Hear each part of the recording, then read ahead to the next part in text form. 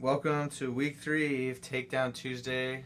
Today we have assistant coach Brendan Eichman, Tuesday, February 16th.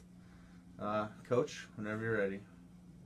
Alright, in today's edition, we're going to look at the duel we just had on Sunday with St. John's University.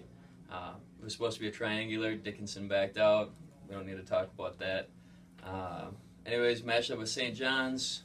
Going in looking for a little bit of revenge after like the 42-3 spanking that they gave us last year. We came out tough at the beginning, but we had a couple of spots throughout the entire duel where we tried to relax on bottom, sit on a lead, and that doesn't work out as well as you would think it kind of would in your head. All in all, though, we got a 22-15 win. We got Rudy back in the lineup after he's had some weight issues throughout the year here, so that was good to see him get back in there, and he majored a quality kid. So the St. John's duel went well, I would say. On top of that, going forward now, this Thursday we have it's going to be our senior night on Thursday at home. It's a 7 p.m. duel against Northern, who we wrestled earlier this year, and we lost a closer duel to them. We didn't quite have our full lineup ready to go, and we had a couple mental mistakes that kind of led to that loss. So that'll be another one we're trying to get back up, win another conference duel. As far as senior night goes, we'll be honoring our seniors. We haven't got confirmation yet if the parents are going to be there. If they're watching this and they know they're going to be there, you guys should shoot Coach Aho a message and let us know. Outside of that, kind of like I talked about, we can definitely win the duel against Northern on Thursday. We just have to go in with the right mindset, go in being aggressive, and just focus on scoring points no matter what the score is. If we can just keep piling the points on and not try to sit on any leads, that'll help us out, especially down low. We're going to have a couple of good matchups.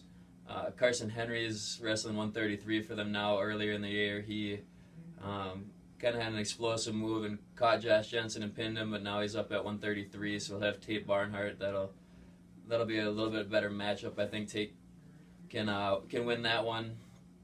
Outside of that, 197, they also have a top-ranked 197-pounder in Joe Gomez, returning All-American. So it'll be interesting to see how Tom DeVito does there. Tom's had some close matches with him before, so we'll see if he can do that, and maybe he can squeak out a win there. But one of our seniors, Travis Smith, won't have a match. They don't have a heavyweight, so we'll get a forfeit at heavyweight there. Moving on from there, Sunday we'll be away at Moorhead. The duel that got snowed out due to a winter storm February a couple weeks back on Sunday got moved to this Sunday. So we'll head over to Moorhead for that duel. That's a 2 p.m. start in Moorhead. That one will be interesting as far as matchups go, because as far as matching up, they're one of the teams we match up with better. Where they're good, we're good. Where they're not very good, we hopefully can pull out some of those matches. And they just lost a close one against Southwest, who did beat us too, but it's another one that as a staff we think we can win. On top of that, we'd just like to announce that this week we do a weekly Barn Cat Tough Wrestler of the Week. Usually we haven't talked about it on here yet.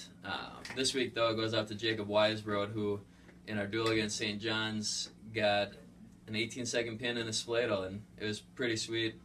We'll probably have to post that sometime on the internet too, so everybody can see that if you missed it on Sunday.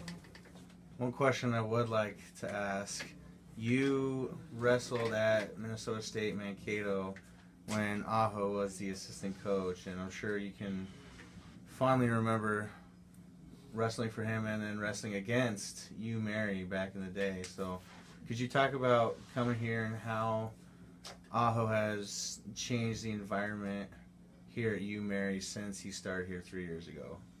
One of the big things I noticed, even when Coach Aho came in at Mankato, is he's very upbeat, and he's got 800 pages of technique wrote down that he knows or thinks he knows how to do. And what he does very well is he comes in and he tries to pick out how you wrestle and what you can do to make yourself better in those situations. I know that was huge at Mankato, and then when he got the job up here, even that first year he was up here and I was still at Mankato, the big thing you could tell is that the guys went from, like when we wrestled Marriott my first couple of years when they first got into the NSIC, there were times where we knew if we got a lead that those guys were just going to lay down and just kind of take a beating. There wasn't a lot of fight. There wasn't a lot of wind in their sails.